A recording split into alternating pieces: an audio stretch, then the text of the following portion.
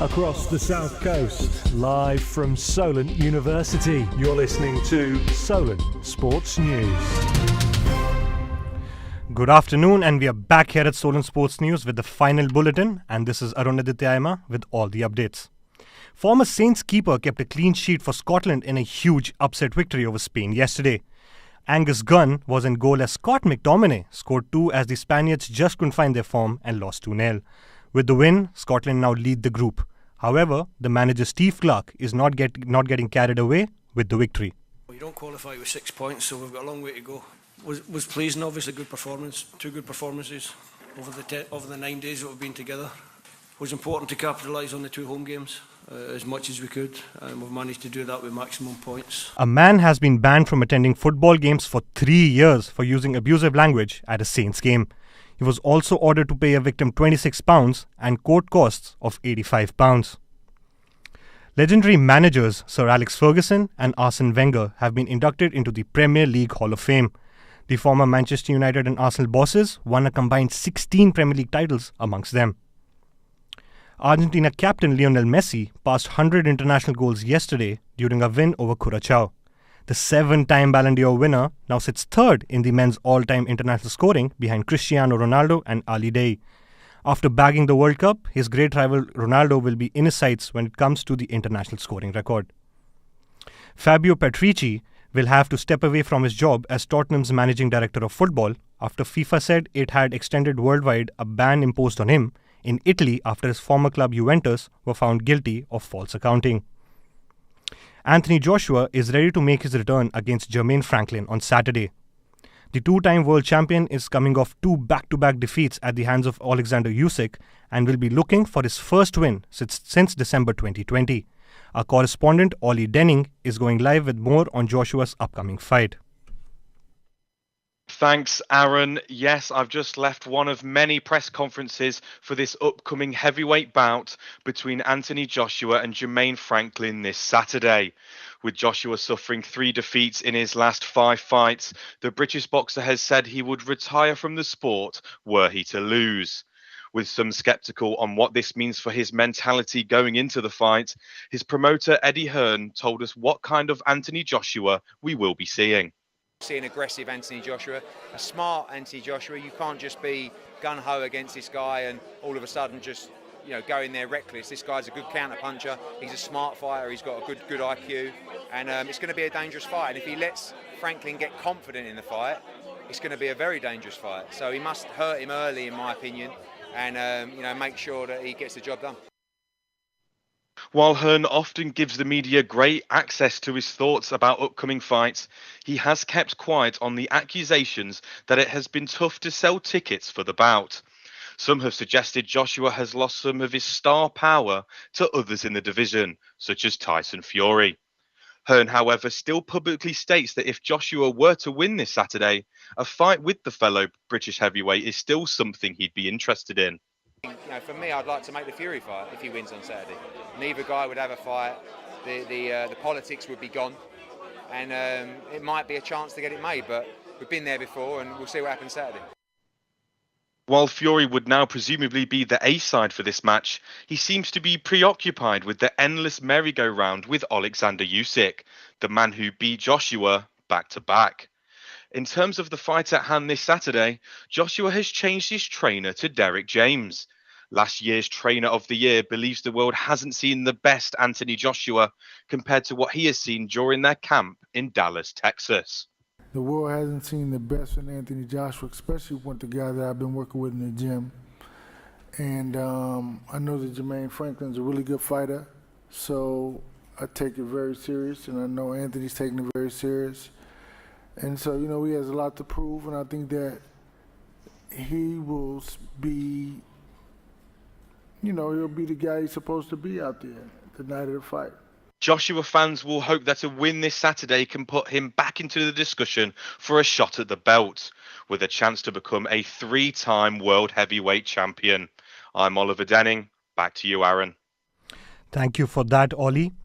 The MMA world is buzzing and the fans are excited as UFC 287 is just around the corner. The fight card will be headlined by the grudge match between bitter rivals Alex Pereira and Israel Adesanya. for the middleweight title. The card will also have a crucial welterweight fight between Jorge Masvidal and Gilbert Burns. From combat sports to some racket sports, the draw in the Miami Open has reached the quarterfinal stage with some pretty exciting matches on the cards. World number 1 Carlos Alcaraz won his 9th straight match when he easily beat Tommy Paul and will now face American Taylor Fritz in the quarterfinals. Fritz easily dispatched Holger Rune in the previous round. For all motorsport fans, this weekend is to look forward to as Formula One makes a return after a break last week. The drivers will make their way to Australia for the latest challenge. Max Verstappen will go into the race leading the World Championship by 1 point from his teammate and championship rival Sergio Perez.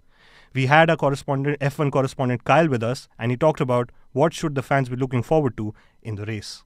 Yes, sir, and an early race start of 6 a.m. for fans here in the UK. Max Verstappen will be hoping he can forget what happened last year because a fuel issue caused the eventual world champion to retire. 7-time world champion Lewis Hamilton loves to get pole position around this track, with 8 in total but only 2 wins from them, and teammate George Russell will want to climb to the top step after a podium in Australia last year. Ferrari driver Charles Leclerc will be looking to repeat his success around Alberta Park with the current struggles of his team this season.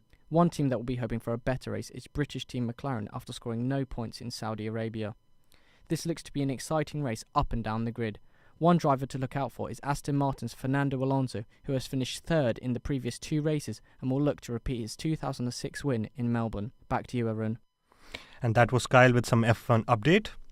Physical activity and sport is important for all, but especially young people. We all know of the benefits it plays in our lives for our physical and mental health. Our reporter Kyle Fall went to find out about an organization in Hampshire providing children with opportunities to get involved with sport. If you are what you say you are, a superstar, then have no fear. Active Healthy Kids England reported that 33% of children took part in competitive sports outside of school. Here in Hampshire, kids have an opportunity to get involved through Superstar Sports. You might be thinking, what is Superstar Sports? Here is Business and Basketball Academy Manager Sam Fogarty. Superstar Sports is getting as many kids as possible into sport. So we go into schools, we deliver about 25 different schools, PPA, what's provision and PE. We also do extracurricular activities and we deliver academies alongside, so we do basketball, gymnastics, stage school. Basically just getting kids loving sport as much as possible. The same report also showed that only 44% of children are participating in sport. Recent funding from the Holiday Activity and Fun Programme of Southampton City Council has allowed Superstar Sports to offer sport to all in the community. But what does Sam think about this percentage and the importance of sport? 100%, I completely agree. It should be 80%, 90%, and it needs to be accessible for that. And that HAF funding that we talked about is massive to be able to do that, because it's getting the kids that are less privileged into sport and giving them that experience of into sport as well. It allows them to have their social side of it. We started with about 8 kids here, and then we've branched out to schools. They brought their friends along, they socialise with it, they mix them with different people they would never even see.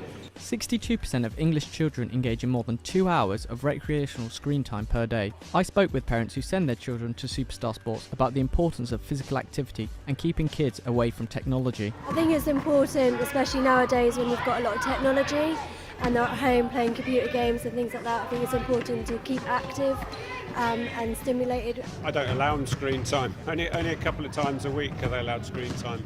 They're kind of naturally out and about a bit more. I think that exercise is really important, and I want my children to grow up strong and healthy. Gets them off the iPad, it gets them off of Roblox and all that sort of stuff. It gets them out, gets them active.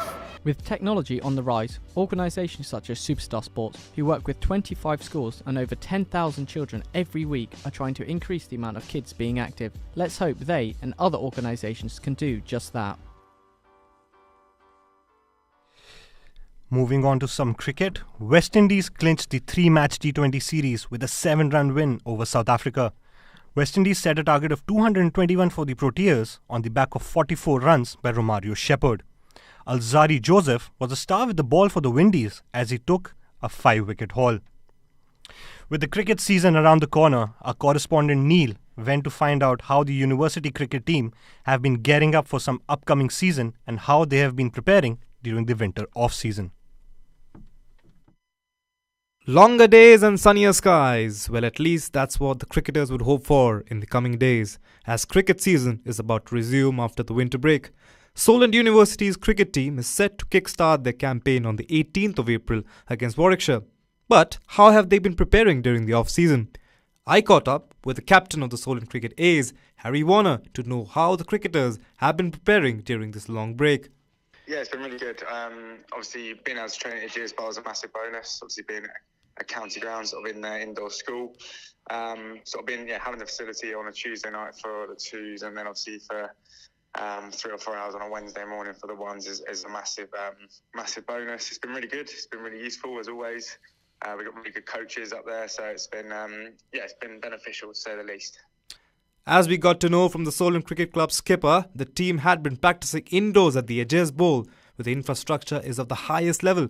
To give us more insight about the facilities the players got during the winter break, I had a chat with the vice captain of the Solent Cricket Club, Will Hewlett. Yes, it was very good actually. We had many training sessions there, and also, like you say, it's a very, very good facility, one of the best in the country really. With some great coaches, Tom Morton, being head coach there, he knows a lot about the students that go and play in the first team, so it's a very good bond they have there. Like I said, the facilities are great, and the boys really work hard, and we push ourselves to better each other and really work our skills. So yeah, we should be in a good position to play our first year in the Premier League within the universities.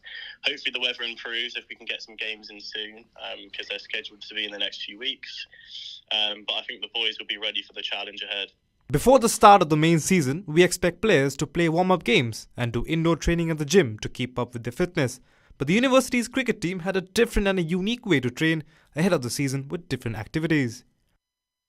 The boys got a little bit sort of tired of consistent indoor netting, so we wanted to change it up a little bit. And so Tom, the coach, organised a team bonding / fitness session at St Catherine's Hill in Winchester, from which we split into 2 teams and got put on some rigorous training. So one team had to run 4 or 5k with some weighted bags. In the meantime, the other team had to run up and down St Catherine's Hill, which is quite steep. I don't know if some people might know it, as many times as they could before the other team got back. And in the time of going up and down the hill, the team had to answer questions, and they weren't allowed to go back up or down until they got the answers right. So it was very good fun, and the boys worked hard in a team, and we drew in the end, but one team just about managed to get the win on the last question, so it was all good. But yeah, all the boys loved it. It was a very different session, and it was really good for our fitness and togetherness as a team. Yeah, it's been obviously being with each other throughout the whole winter is massively important. It's a bit of not uncertainty, but I think patience is the word at the moment in the group. I think everyone's sort of ready and raring to go after obviously training from October time, and we're sort of just waiting on the weather. But yeah, it will come. Obviously, we've had two or three, one league game called off, and then one friendly's already been called off. So ideally, we'll have a friendly against Wiltshire, who are minor counties, on the 14th of April, I believe it is, and then the season will start properly on the 18th. So yeah, I think patience is the word at the moment. It's quite frustrating. Obviously, I think everyone is, but yeah, patience is key. It does seem the morale is on the high as the cricket season beckons. The gentlemen's game takes centre stage as Solent Cricket Club look to bounce back after a disappointing season last year. This is Neil for Solent Sports News, Southampton. That's all from us here at Solent Sports News. Thank you for joining us. Remember, you can keep up to date on our website solentjournalism.co.uk for more. Goodbye.